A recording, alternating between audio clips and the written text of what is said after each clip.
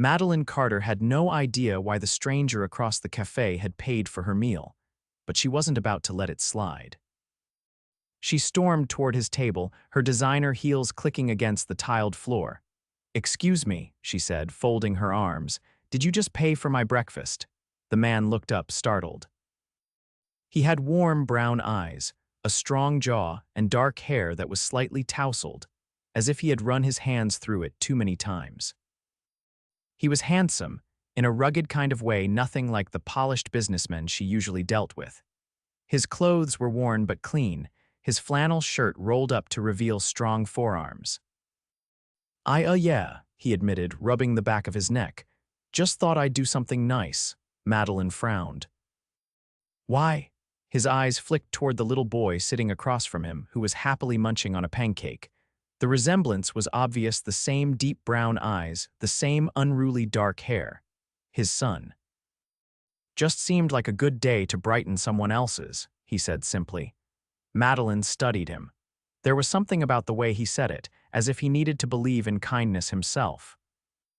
She glanced at the untouched plate in front of him, just a single cup of coffee, no food, her stomach twisted. "You didn't have to do that," she said, her voice softer now. He shrugged. "It's nothing." But it wasn't nothing. Not when she noticed the way his fingers tightened around the coffee cup, as if holding on to the last bit of pride he had left. "I'm Madeline," she said finally, offering her hand. "Wesley," he replied, shaking it firmly. Something about his touch sent a strange warmth through her. It was different from the cold, calculated handshakes she was used to in boardrooms. There was strength in it, but also kindness. Madeline hesitated, then made a decision she wasn't sure she fully understood. "Since you paid for my meal, let me return the favor." She gestured toward the menu. "Order something for yourself." "And for your son." His jaw tightened. "That's not why I did it." "I know," she said gently, "but I want to." For a long moment he studied her, as if trying to decide whether to accept. Then finally he sighed and nodded. "All right." As he ordered a full breakfast for himself and his son, Madeline sat down across from them. She had a million things to do today: meetings, emails, decisions that could change the course of companies.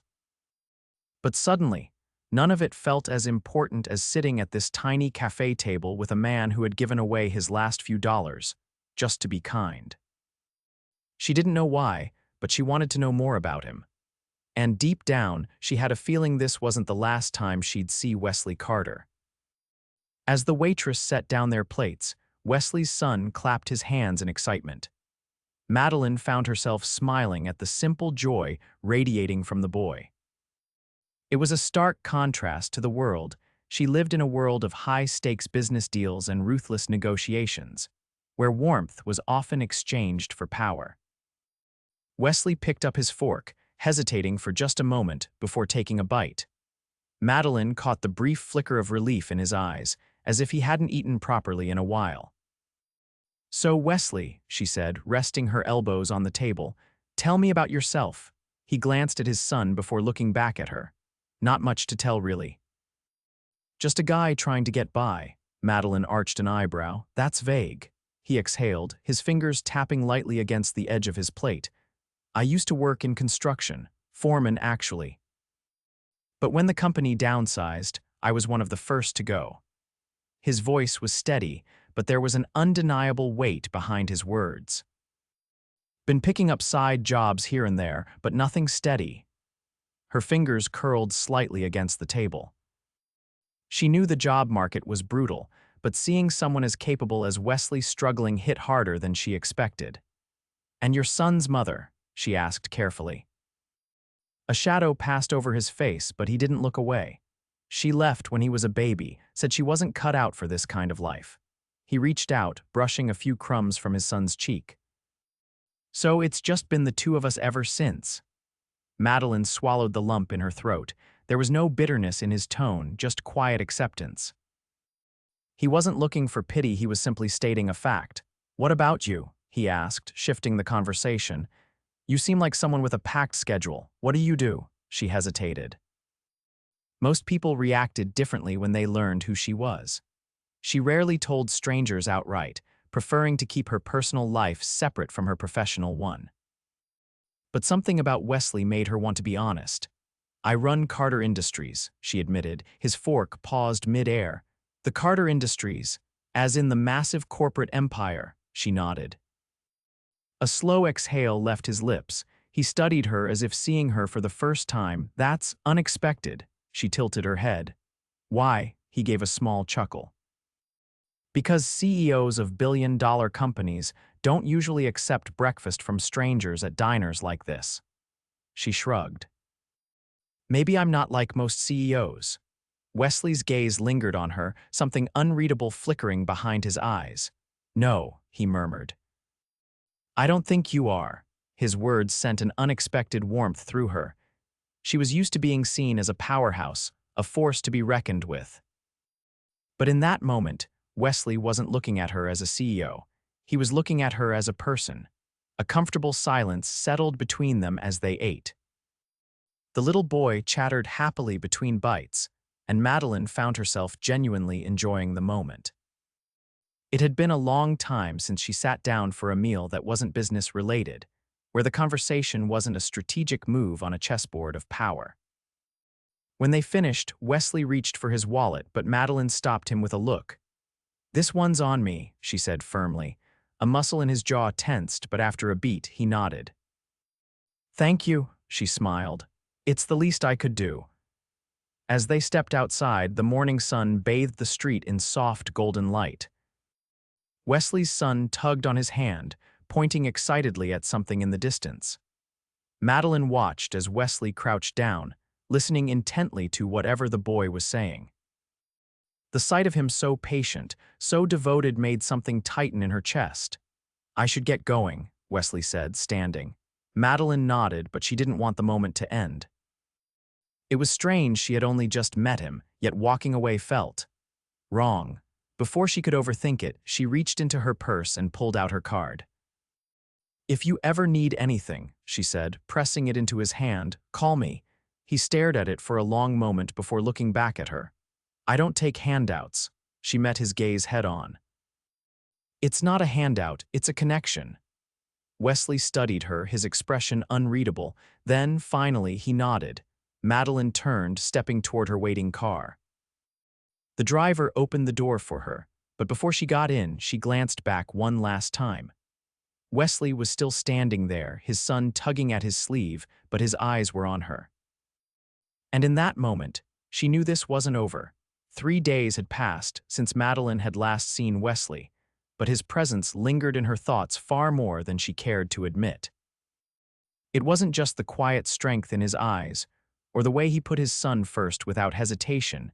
It was the way he had looked at her. As if he had seen past the layers of power and polished confidence to something real underneath. She had spent years perfecting the image of Madeline Carter, the CEO, the woman who never wavered, never let emotions dictate her decisions. And yet, here she was, sitting in her office, distracted by a man who had nothing to do with her world. A knock at her door snapped her out of her thoughts. "Come in," she called, straightening in her chair. Her assistant, Leela, stepped in, holding a file in one hand and a hesitant expression on her face. "There's a gentleman downstairs asking to see you," Leela said carefully. "He doesn't have an appointment, but he said you gave him your card." Madeline's heartbeat kicked up. "What's his name?" "Wesley Carter." The moment she heard it, she was already rising to her feet. "Send him up." Leela hesitated, clearly surprised by the immediate response, but nodded and left the office. Madeline took a calming breath, smoothing her skirt as she tried to compose herself.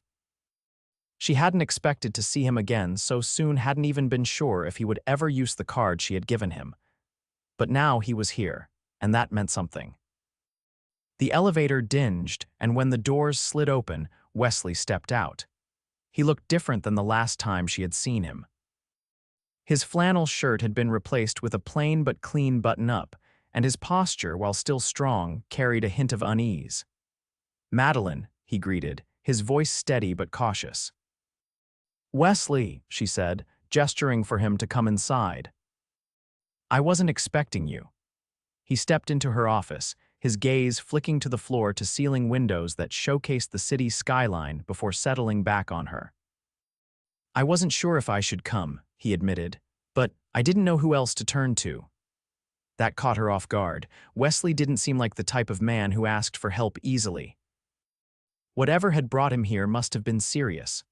"Tell me what's going on," she said, motioning toward the chair across from her desk. He hesitated before sitting down, his hands clasped together tightly. "I got a call this morning," he said. "The apartment complex I live in is being sold, and the new owners are raising the rent. I can't afford it. They're giving us 30 days to either match the new price or leave." Madeline's stomach tightened. He exhaled sharply, shaking his head. "I've been trying to find steady work, but nothing pays enough to cover that kind of increase. And I need to make sure my son has a roof over his head." The raw determination in his voice was unmistakable. He wasn't asking for pity, he was fighting for his son's future. Madeline leaned forward slightly. "What kind of work are you looking for?" "Anything reliable," he said. "I have experience in construction, project management. I just need someone to give me a chance." A thought sparked in her mind, one so obvious she was surprised it hadn't occurred to her sooner. "We're expanding one of our properties," she said. "A new commercial development on the east side of the city. We need someone with experience overseeing on-site work."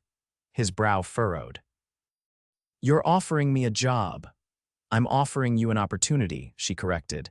"If you're interested, I'll connect you with the project manager.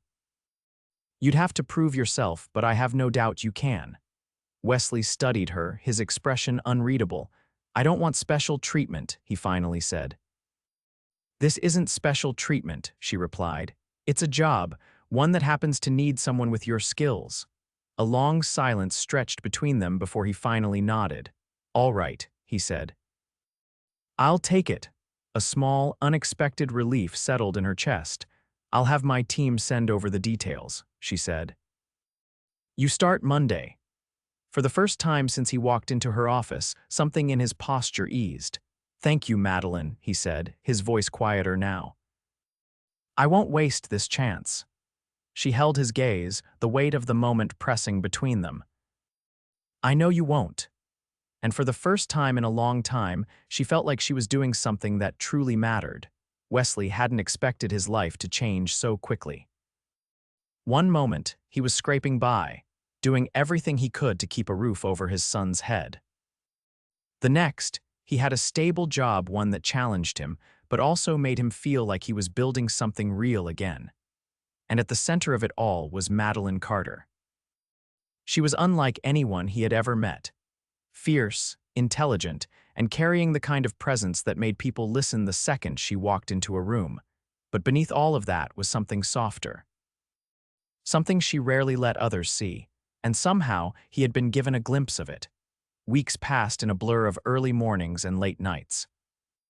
He threw himself into his work, determined to prove that he belonged there, that he wasn't just some charity case. And Madeline, she was everywhere. She checked in on the project regularly, her sharp gaze taking in every detail, but it was never just business between them.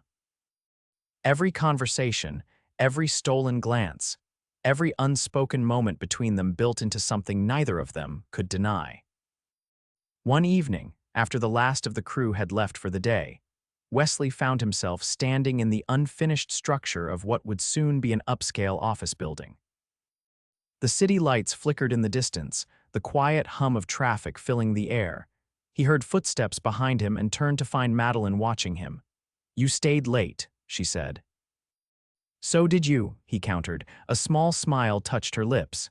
"I wanted to see the progress." He gestured around them. "It's coming together." She stepped closer, her heels clicking against the concrete floor.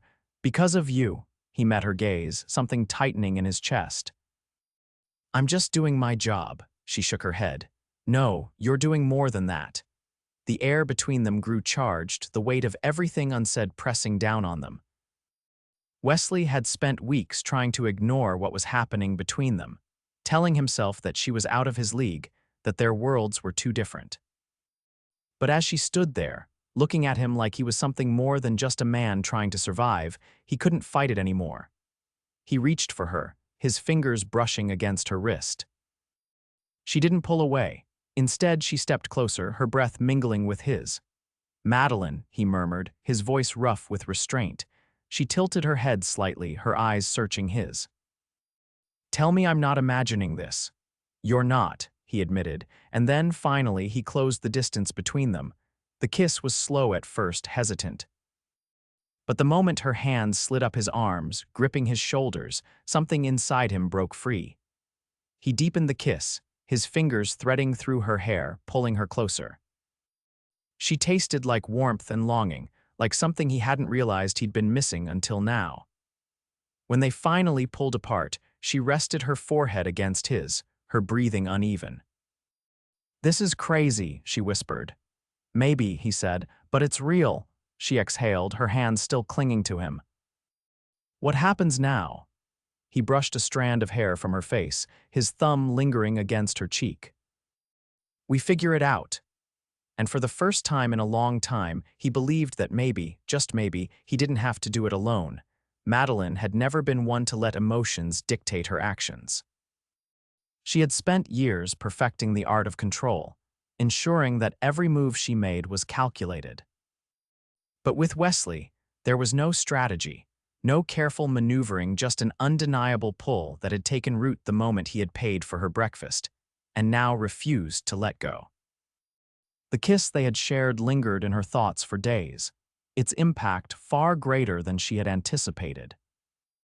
It had awakened something in her, something she had long buried beneath the weight of her responsibilities. And now, she found herself drawn to him in ways she couldn't ignore. She told herself she would keep things professional, that the lines between them needed to remain clear. But those self-imposed boundaries crumbled the moment she stepped onto the construction site later that week and found Wesley lifting a heavy beam with effortless strength, his shirt slightly damp from the midday sun. He hadn't noticed her yet, too focused on the task at hand, his muscles tensed as he worked alongside the other crew members. There was something grounding about seeing him like this, capable, hardworking, completely in his element. When he finally turned and caught sight of her, something flickered in his gaze. Not surprise, not hesitation, just quiet certainty. She gestured for him to follow her toward a quieter section of the site, away from the noise of drills and machinery. "I wasn't expecting you here today," he said, wiping the sweat from his brow with the back of his hand. She crossed her arms, tilting her head slightly. "I like to check in on my projects." He gave a slow nod, studying her with the same intensity that had unraveled her the night they kissed. "And is that the only reason you're here?" she exhaled, pressing her lips together as she debated her next words. She wasn't the type to second-guess herself, but Wesley had a way of making her question everything she thought she knew. "I don't regret what happened between us," she admitted. "But I do need to know where we stand." His expression didn't waver. "Where do you want us to stand?" She hesitated, not because she was unsure of her feelings, but because she had never allowed herself to want something so deeply without a clear path forward. "I don't do things lightly," she said carefully. "If we start something, it won't just be casual for me." His gaze softened. "Madeline, I have a son. Nothing in my life is casual." A warmth spread through her chest at his words. He wasn't just saying what she wanted to hear, he meant it.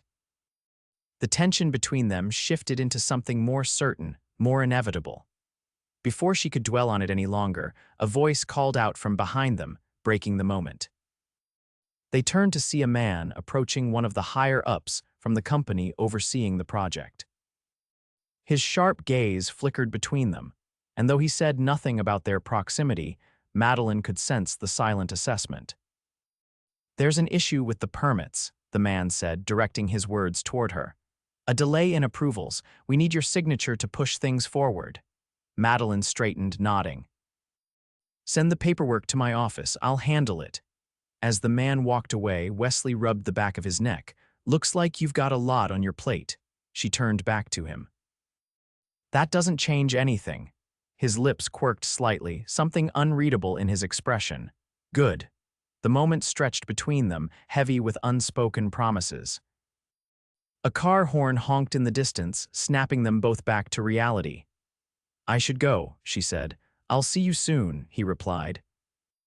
And as she walked away, she knew that, despite the chaos of her life, one thing was becoming increasingly clear: she wasn't willing to let Wesley fade into the background. Not now. Not ever. Madeline had never been one to let distractions interfere with her work, but Wesley had become impossible to ignore. It wasn't just the way he looked at her, like she was more than just a CEO, more than just the woman at the top of an empire. It was the way he made her feel like she wasn't alone in a world that demanded she always be strong.